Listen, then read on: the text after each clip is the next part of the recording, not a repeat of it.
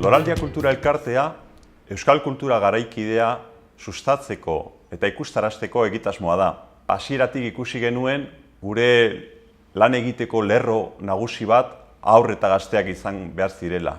Bereiek izango badira etorkizuneko gure kultura isladatu eta ikustaraziko dutenak. Euren sormena garatzeko erabiliko diren dinamikak eta egingo diren fase hori, batez ere lantaldeari eta ikasleari berari erabakiak hartzeko eskumen guztia emanez, ez?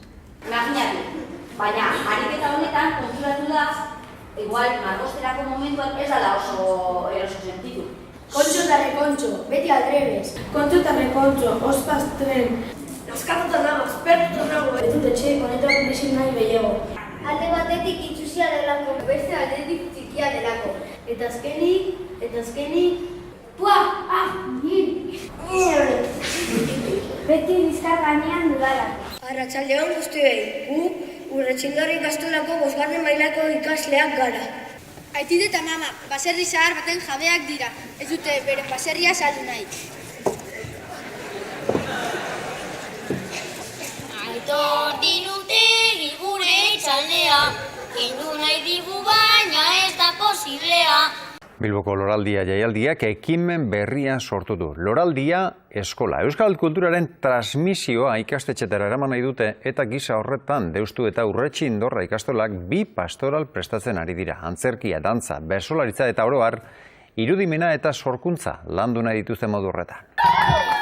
Saiatuko gara apur bat jendeak hartu desala itxura, pastorala denaren itxura hori, baina saiatuko gara justo estatikoa izaten, hau da, errimoa sartzen, rapa sartzen, breakdansa sartzen, oso abiak dira ganera.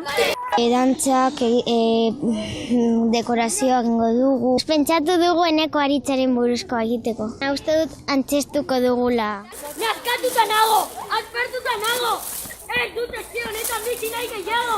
Oso kuriosa izaten ari da lana, ikasleentzako pastorala gauza guztiz ez ezaguna dalako. Datuak agortu egin zaizkit. 2 giga nituen, baina orain interneterako konexioa eten egin zait. Ezin didazu bonu bat erosi? Ama, eta zelan igoko ditut neure argazkiak Instagramera? Lagunekin konektatuta egon behar dut.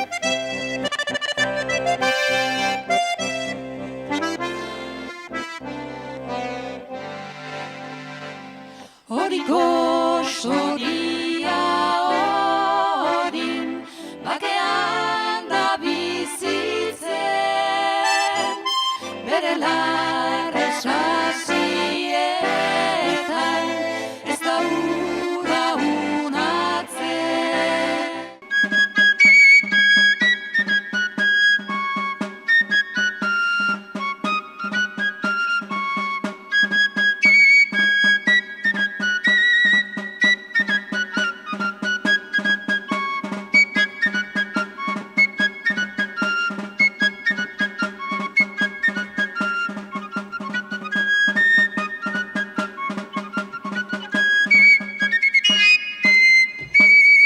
Euskal kulturaren transmisioaren inguruan ere, ekarpen handia izan da Loraldia.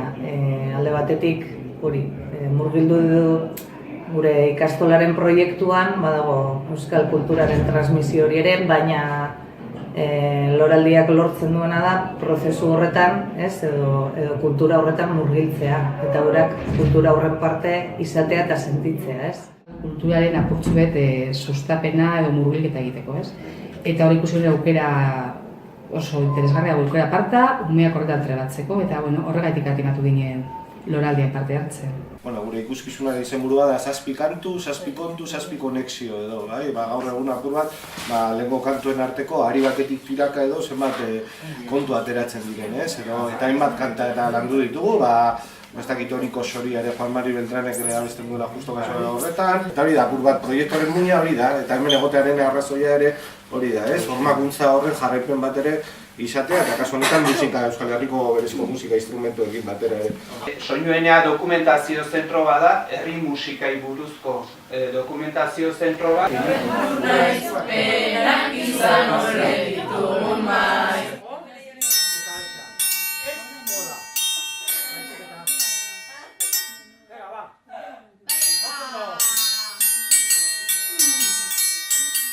baina hau sentitzen duzu, eta nik sentitzen dut dela como zerbait daukala nirekin eta nire historiarekin zerikusia.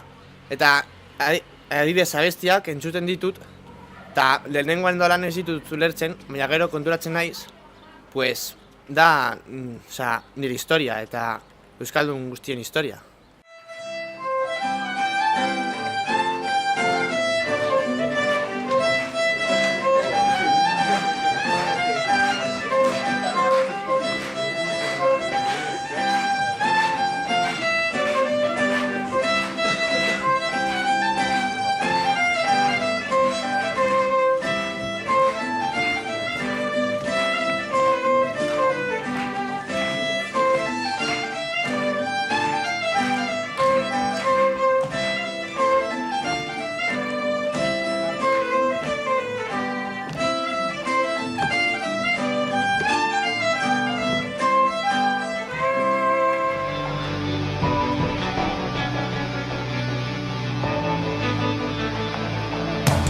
Javier Gardoki, Josefina Solozabal, Aurelio Legarre.